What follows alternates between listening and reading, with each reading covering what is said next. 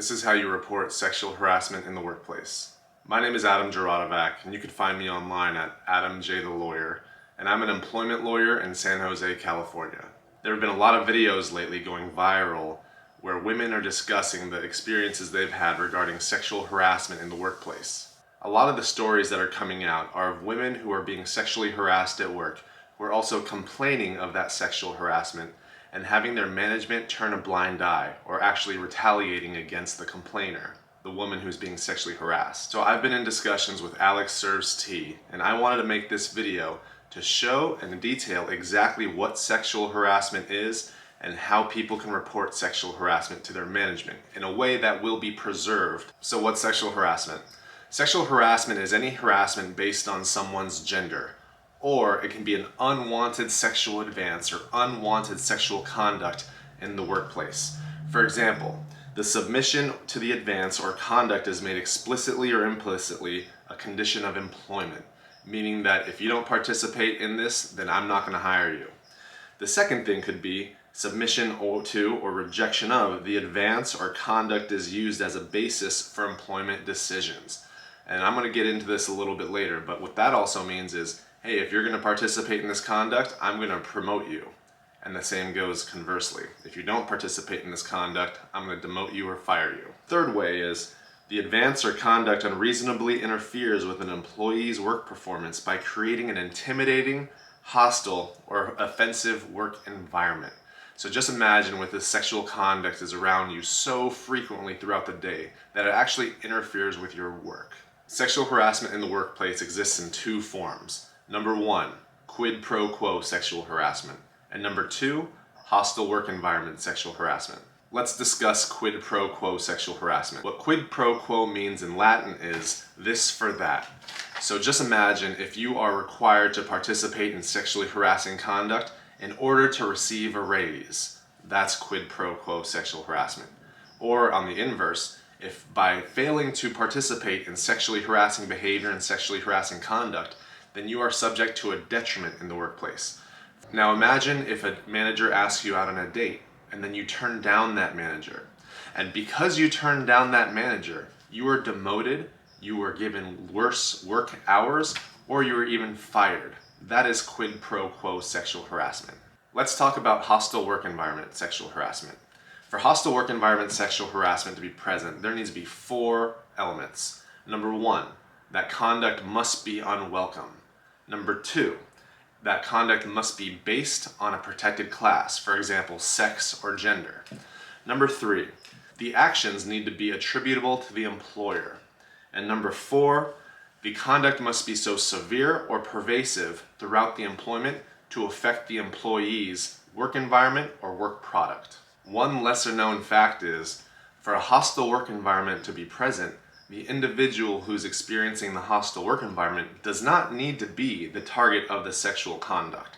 It could be other people within the room who have to experience that same type of behavior.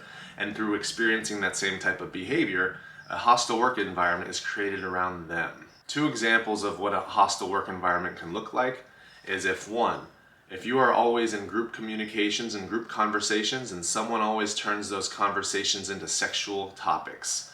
Number 2, if someone is repeatedly asking you out on a date and repeatedly asking you for sexual relations, that can create a hostile work environment, especially if you're turning down that individual every single time. Many different people can be found to be harassers under the California law.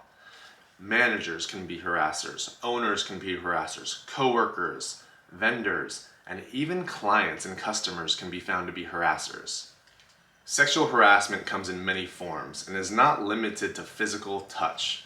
Sexual harassment can be verbal or nonverbal actions as long as they could rise to the element of being severe or pervasive in an employee's work environment. Examples of sexual harassment include the following. Physical actions. Touching up against someone's clothing, body, or hair. Touching and hugging, kissing, or groping somebody. Rubbing or touching anyone sexually. Verbal actions that constitute as sexual harassment include these. Repeating requests for dating somebody who has not returned the interest. Telling unwelcome jokes or stories with sexual innuendo.